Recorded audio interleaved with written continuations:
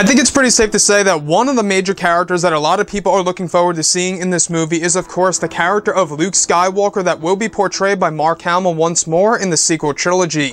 This is Mike Zero. If you guys are new to the channel, do make sure to subscribe to see future Star Wars content. Now, we are getting closer to the very end of filming as we roll through the month of February, and at that point, we are likely to get that final title reveal of Episode 9 once they are finished filming for this movie. Now, these past couple of weeks or so, we've been learning a whole lot more about this film when it comes to some of the set leaks, the set designs, the concept art and storyboard descriptions, etc. Now, what's really intriguing about the character of Luke Skywalker, specifically Luke's Force Ghost in this film, is that J.J. Abrams has a big plan in place to introduce an entirely different concept on what a Force Ghost means and what a Force Ghost can do in a Star Wars movie. J.J. Abrams is actually set to redefine the idea of a Force Ghost in Episode 9, and this version of the Force Ghost of Luke Skywalker will be totally different in comparison to that of Yoda, Anakin's, and of course even Obi-Wan Kenobi's. So this is really raising a lot of questions as to exactly what J.J. Abrams is really going to do in this film that's really going to make Luke Skywalker's version of a Force Ghost so different than Yoda's, Obi-Wan's, and even Anakin Skywalker's as seen at the very end of Return of the Jedi. Now, we do know that J.J. Abrams has a plan in place in order to give us a hybrid Force Ghost for the character of Anakin Skywalker, but as far as Luke Skywalker goes, this is where things begin to get very interesting, is that we do know that J.J. Abrams is also incorporating different versions of Luke Skywalker in this story, one of course without the beard and one of course with the beard, both older and younger versions of the character. Now, a lot of people are starting to wonder maybe this is a version of a Force Ghost in which it is able to morph into different versions between its older and younger self of Luke Skywalker. Now, that's the thing that really intrigues me the most about this film, is exactly how J.J. Abrams is going to handle the character of Luke, both in the forms of course, a Force Ghost and in the form of a flashback in this movie.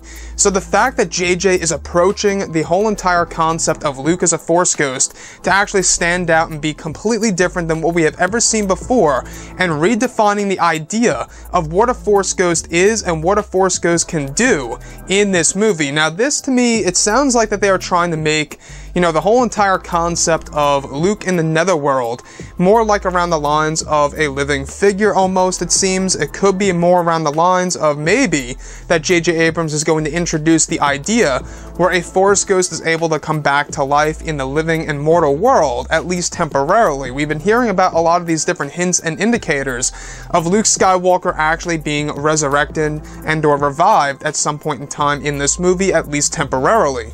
So that's the thing. I know that a lot of people do not like the idea about Force Ghosts in a Star Wars film for the character of Luke. I know that, you know, a lot of people don't like that idea because not only does it A, confirm that Luke is entirely dead, but B, a lot of people don't necessarily and can't really imagine Luke as a Force Ghost. I myself, however, I can see what they're gonna do. You know, visually speaking, JJ probably is gonna do something very unique in this movie where we're going to identify this version of Luke's Force Ghost to be completely in and on its own compared to both Obi-Wan, Anakin, and Yoda's, and that's the most exciting part to me, at least. Now, I will agree that I would much prefer Luke Skywalker to be back alive and well, of course, in this movie, where he's able to actually, you know, pretty much team up with Rey and crew and everybody else, even General Leia by her side, and fighting the First Order like the Jedi Master that we all hope to see in the sequel trilogy. Now, we are getting flashbacks in this movie that will show us little past glimpses of Luke's life, which is good. But Luke is a Force Ghost, how J.J. Abrams is approaching this in a totally different way and is going to redefine the idea of what a Force Ghost is and what it can do. That to me is a surprising thing for sure for this movie. Now, we still don't have that title reveal of the film yet, and the title itself will give us an overall idea of what the plot of Episode 9 is really going to entail. So once filming ends, we can expect that to drop either during the month of February or March. If we don't get anything by mid-March, that's when we pretty much know that the negotiations between both Disney, Lucasfilm, JJ, and crew about holding the title reveal until April 11th would pretty much be apparent at that point in time. time if we have no title by mid-March. Now, like I say, since Luke is going to be a ghost in this movie, I think what they have to do is they have to do something very, very unique that's really going to stand out and is really going to be a classic moment in the Star Wars franchise where a lot of people can think back and say, remember that moment, how iconic it really was? Kind of like how when Obi-Wan Kenobi was sitting on the log on, of course, Dagobah, next to Luke Skywalker, delivering and confirming the truth about Darth Vader and, of course, Leia.